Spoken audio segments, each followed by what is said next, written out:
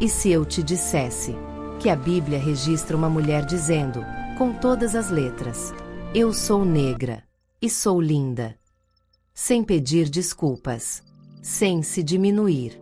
Se isso já te surpreendeu, prepara-se, porque o que vem agora quase nunca é explicado nas igrejas. No livro de Cânticos, tradicionalmente associado ao reinado de Salomão, surge a voz de uma mulher. Ela não é coadjuvante. Ela não é figurante. Ela é protagonista. E ela declara em Cânticos 1 versículo 5, eu sou morena e formosa, ó filhas de Jerusalém. Algumas traduções dizem, eu sou negra, mas formosa. Mas no hebraico original, o sentido pode ser entendido como, eu sou negra e formosa. Percebe a diferença? Não há contraste. Há afirmação. Se você nunca tinha ouvido isso explicado dessa forma, já deixa seu like agora, porque essa é só a primeira revelação. Ela continua dizendo, não repareis em eu ser morena, porque o sol me queimou. Isso revela algo poderoso. Ela trabalhava sob o sol. Ela tinha pele marcada pelo calor intenso do Oriente Médio. Alguns estudiosos associam a imagem às tendas de Quedar, um povo árabe conhecido por suas tendas escuras feitas de pelos de cabra. Ou seja, a comparação é com algo escuro, intenso, marcante, e ainda assim, belo. Em um livro que celebra amor e desejo, a mulher de pele escura é descrita como desejada. Isso quebra narrativas modernas que tentaram embranquecer a estética bíblica. Mas aqui está o detalhe que quase ninguém percebe. Ela não apenas é descrita como bonita. Ela se vê bonita. Ela fala. Ela conduz diálogos. Ela expressa desejo. Num mundo antigo dominado por homens, essa mulher tem voz ativa. Isso não é pequeno. Isso é revolucionário. Se você está começando a perceber um padrão nessas histórias, comenta agora. Não foi coincidência. Durante séculos, imagens religiosas foram retratadas com traços europeus. Mas a Bíblia nasceu numa região onde a diversidade de tons de pele era natural. Quando essa mulher diz, sou morena e formosa, ela não está pedindo validação. Ela está declarando identidade. E talvez, essa frase tenha atravessado milênios para alcançar alguém que precisava ouvi-la hoje. A próxima história é a Rainha Candace e o Evangelho que já era africano. Décadas após a morte de Jesus, o mundo estava em transformação. O Império Romano dominava territórios vastos. Estradas conectavam nações. Ideias viajavam mais rápido do que nunca. E enquanto muitos imaginam que o cristianismo começou a se espalhar apenas pela Europa, a Bíblia registra algo que muda completamente essa narrativa.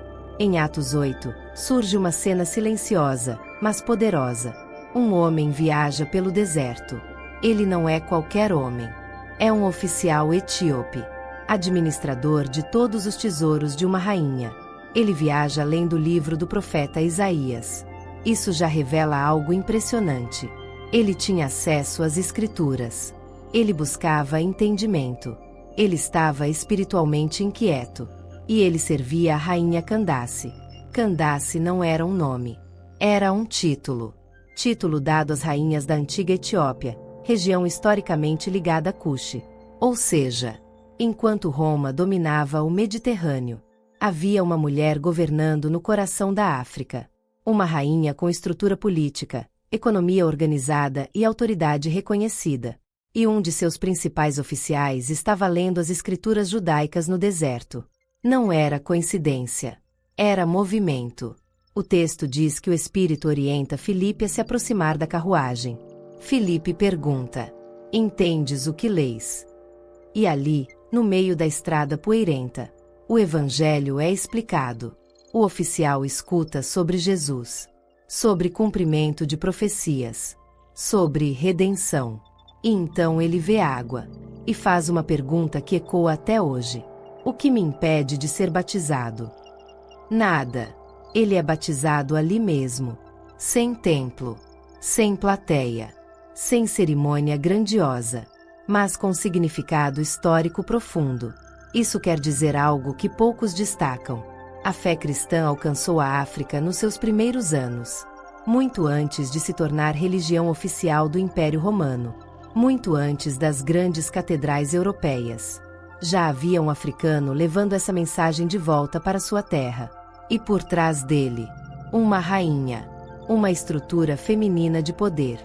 Enquanto muitos cresceram ouvindo que o cristianismo é exclusivamente europeu, o próprio texto bíblico mostra a influência africana desde o início.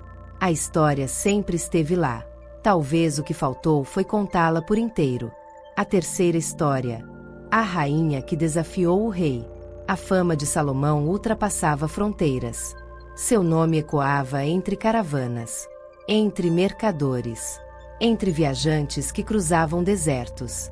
Diziam que ele era o homem mais sábio do mundo, que nenhuma pergunta ficava sem resposta, que nenhum enigma permanecia oculto diante dele. Mas em algum lugar distante, uma mulher ouviu esses rumores e decidiu não se impressionar facilmente. Ela não enviou mensageiros. Ela mesma atravessou desertos, com camelos carregando ouro, especiarias raríssimas, pedras preciosas, uma caravana digna de império. Ela não estava indo como admiradora, estava indo como avaliadora. A rainha de Sabá. Seu reino é historicamente associado ao sul da Península Arábica na África, frequentemente ligado à tradição da Etiópia. Uma líder africana, uma governante acostumada ao poder. O texto bíblico em 1 Reis 10 diz que ela veio prová-lo com perguntas difíceis. Avalie o peso disso. Ela não foi visitar, ela foi testar. Perguntas difíceis não são formuladas por ignorantes. São formuladas por mentes treinadas. Questões complexas. Desafios intelectuais. Provocações estratégicas. E o texto declara: não houve nada que o rei não pudesse explicar. Mas há algo que quase ninguém destaca. Para fazer perguntas profundas, é preciso ter profundidade. Ela tinha conhecimento suficiente para avaliar a sabedoria do homem mais famoso da época. Ela observou sua organização, seu reinado, sua estrutura administrativa. Ela viu como seus servos se posicionavam, como o templo estava organizado, como o reino funcionava. Ela analisou e então declarou que a realidade superava os rumores. Isso não foi submissão. Foi reconhecimento entre líderes. Na tradição etíope, essa rainha recebe o nome de Maqueda, e é considerada ancestral de uma linhagem real que governaria por séculos. Uma mulher africana registrada nas escrituras. Não como esposa, não como figurante, mas como chefe de Estado. Ela entrou na Bíblia como alguém que colocou à prova o homem mais sábio do mundo. E saiu admirada. Mas ainda rainha. Ainda soberana. Ainda líder. Enquanto muitos imaginam as narrativas antigas dominadas apenas por figuras masculinas, essa história mostra algo diferente. Mostra uma mulher que atravessou continentes para testar, avaliar e confirmar. Uma mulher que não se contentou com fama. Quis evidência. E talvez, ao fazer isso, ela tenha deixado um legado silencioso, mas poderoso. A sabedoria reconhece sabedoria. E liderança reconhece liderança, mesmo quando vem do outro lado do deserto. Talvez o maior apagamento da história bíblica não tenha sido retirar nomes, mas alterar imagens. Porque as referências continuam nas páginas antigas. Cuxi, Egito, Etiópia, desertos africanos, rainhas africanas, oficiais africanos. Mulheres negras estavam no centro da narrativa, no palácio, no deserto, na promessa, na fé. Elas não estavam à margem, estavam no movimento. E talvez, quando uma menina negra abrir a Bíblia hoje, ela não esteja procurando representatividade. Talvez ela esteja reencontrando ancestrais, reencontrando histórias que sempre estiveram lá. Se esse vídeo abriu seus olhos, comente agora. Elas sempre estiveram lá.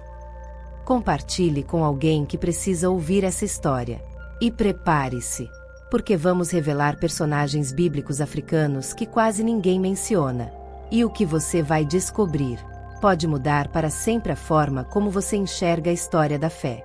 Leia a Bíblia e conheça mais histórias de mulheres negras que tiveram seus nomes marcados para sempre. Se você gostou dessa e de outras histórias desse canal, curta, compartilhe e ative o sininho para ouvir mais histórias de mulheres que fazem e fizeram diferença no mundo.